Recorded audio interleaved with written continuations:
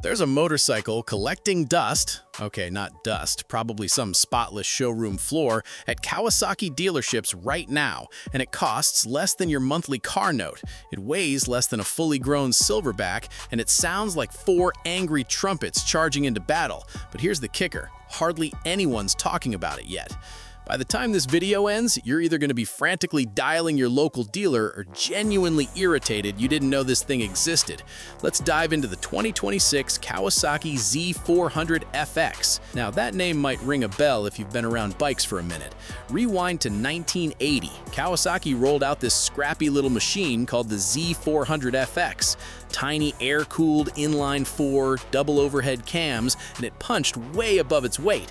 It was the kid brother to the legendary Z1, designed for folks who craved that big bike growl but wanted something a bit more manageable around town. It hung around for a couple of years, quietly building a cult following, then poof, gone. Emissions rules tightened, the market went displacement crazy, and the FX just faded into the background. For over 40 years, that nameplate sat locked away in Kawasaki's vault, waiting for its moment. And in 2026, they finally cracked it open. Now, before I go any further, and I mean this, you've got to understand where Kawasaki's been lately. They've spent the last few years crafting one of the most beloved retro lineups in the business. The Z900RS reinvented the Z1 magic for modern riders, and it's been flying off showroom floors since day one. Base model, just under 13 grand. It's a hell of a bike.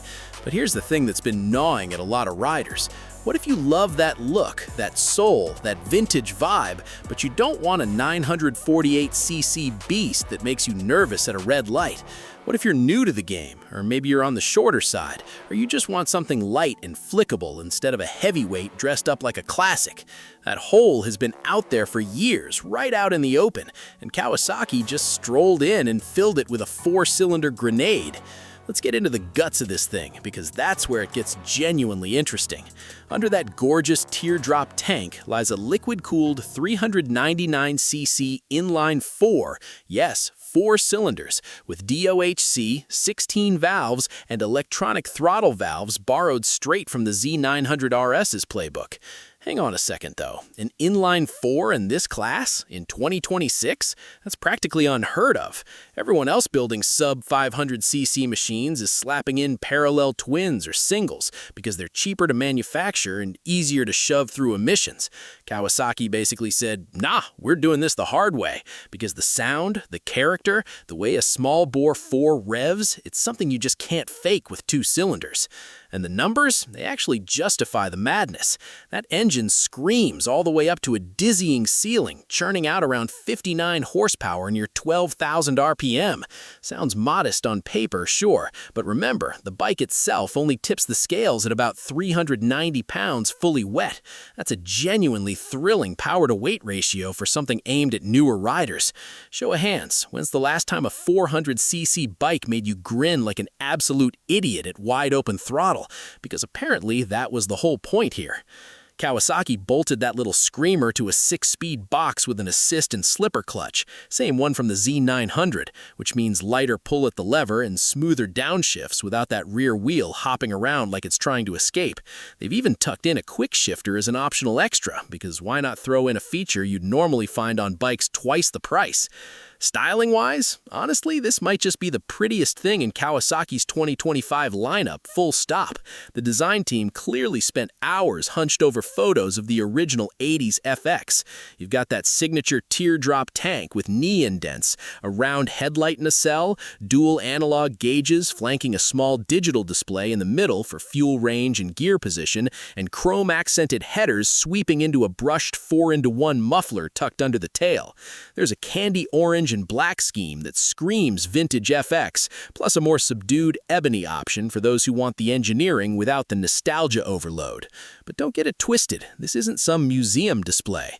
Underneath that retro skin, Kawasaki packed real modern hardware, a 41mm telescopic fork up front, preload adjustable rear shock on a horizontal link setup, dual front discs gripped by twin piston calipers, and a single rear disc with standard ABS. Seat height hovers measures around 30 inches, which makes it incredibly confidence-inspiring for shorter riders or folks stepping up from a 300 or 250 who aren't ready for a leader bike perch.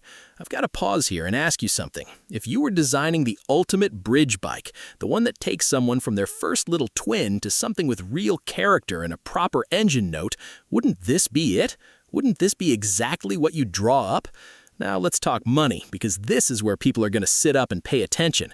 Kawasaki's positioning the Z400FX right around $6,000 before destination fees.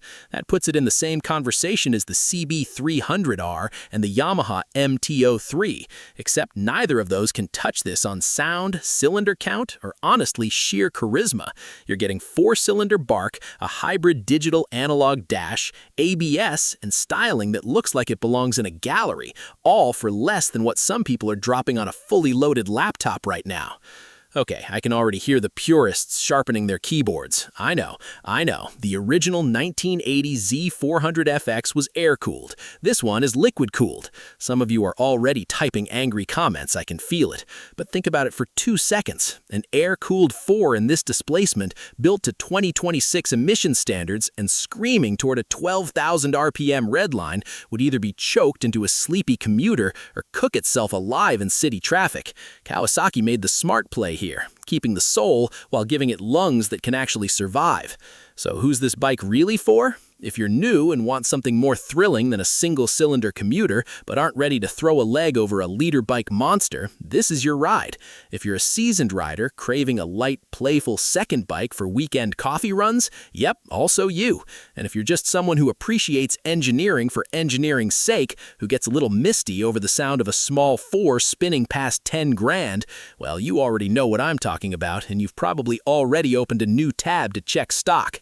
But before you get too carried away and start planning your first ride, I should probably tell you something about this bike's backstory, something that flips the whole conversation on its head.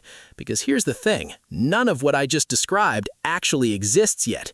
The 2026 Kawasaki Z400FX you just watched me break down in painstaking detail, it's a concept reimagining, my own speculative take on what a modern revival could look like if Kawasaki decided to resurrect this legendary nameplate, the same way they brought the Z900RS back from the Z1's ashes.